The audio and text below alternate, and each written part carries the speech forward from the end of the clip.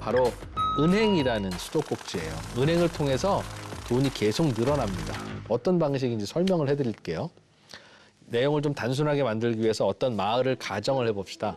어떤 마을에 아주 작은 마을이라 마을 사람들이 몇 명 없어요. 그냥 일가족 하나 정도가 살아요. 할머니 한 분 계시고 할머니 아들 4명이 살고 있는 작은 마을이라고 가정을 하죠. 그런데 어느 날 할머니가 돌아가셨어요.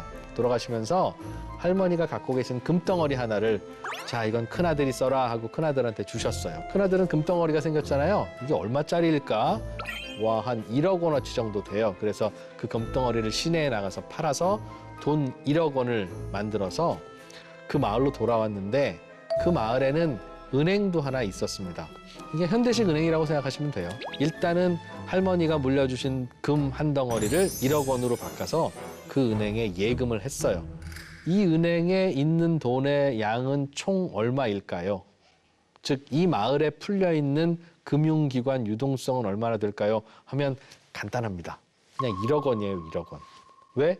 큰아들이 처음으로 은행의 고객이 돼서 1억 원을 예금했잖아요.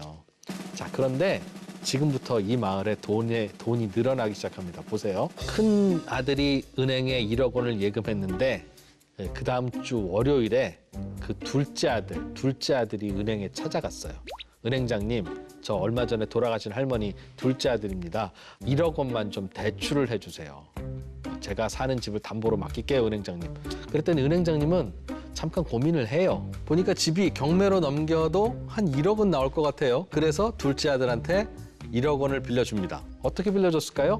둘째 아들 명의로 통장을 만들어주고 둘째 아들 통장에 1억 원이라고 써서 줬습니다.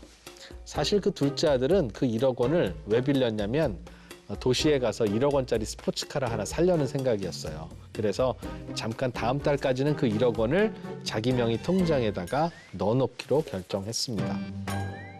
자, 그러면 지금 이 순간에는 이 마을에 금융기관 유동성이 돈이 얼마나 풀려 있을까요? 네, 2억 원입니다. 한 주 전만 해도 이 마을에는 1억 원밖에 없었잖아요. 그런데 둘째 아들이 대출을 받으러 갔는데 은행장님이 대출을 해준 거예요. 그래서 큰아들 돈 1억 원도 그대로 있고 작은 아들 예금에도 1억 원이 생겼어요. 에이, 그게 아니죠.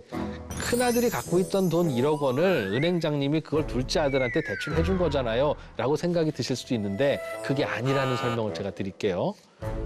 큰아들도 사실은 그 1억 원을 왜 갖고 있냐면 스포츠카 사려고 갖고 있었던 거였어요. 둘째 아들도 대출받은 1억 원으로 스포츠카 살 건데 그 주에 스포츠카 상인에게 큰아들도 자기 돈 1억 원을 송금하고 둘째 아들도 자기 돈 1억 원을 송금할 수 있을까요? 없을까요?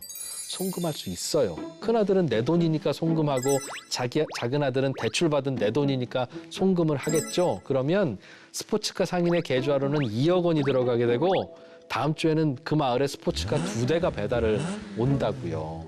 그러니 실제로 그 마을에는 2억 원이 있는 게 맞아요.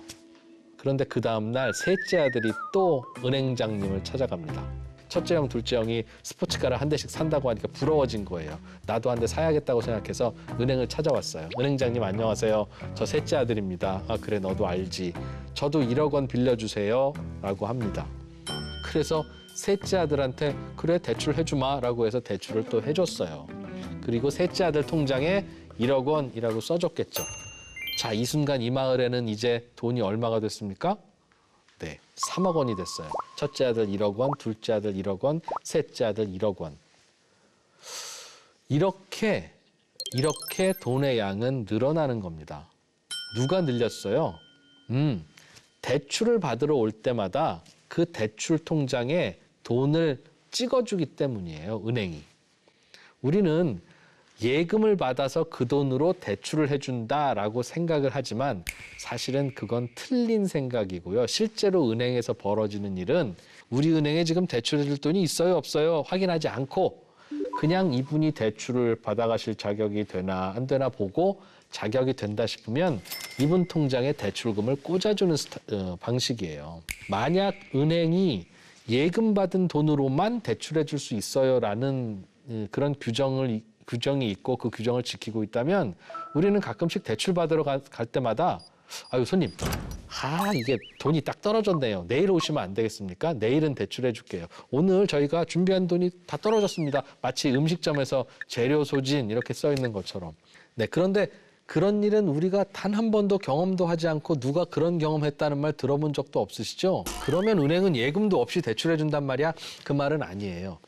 대출을 해주면 그 대출받은 돈은 현금으로 찾아서 자기 책상 안에 넣어두는 게 아니라 모든 대출받은 분은 일단 자기 통장에 대출금을 꽂습니다. 이게 바로 예금이에요, 예금.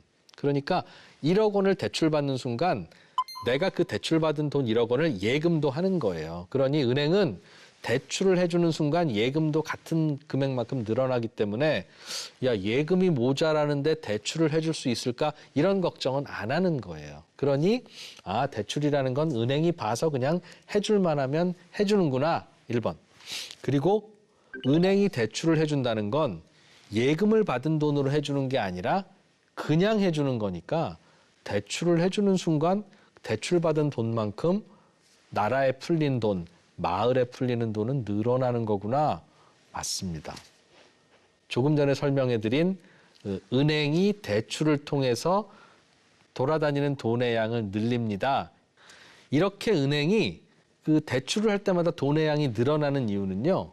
은행이 대출을 할 때 금덩어리로 대출을 해주거나 현금으로 대출을 해주는 게 아니라 그냥 통장에 숫자로 찍어주기 때문이에요. 요즘 우리가 거래를 할 때도 다 그렇게 하잖아요.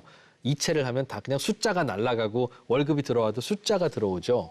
지금 전 세계의 모든 은행은 다 숫자로만 거래하기 때문에 일단 대출을 해주는 게 가능하고 나중에 맞추는 게 가능해진 겁니다.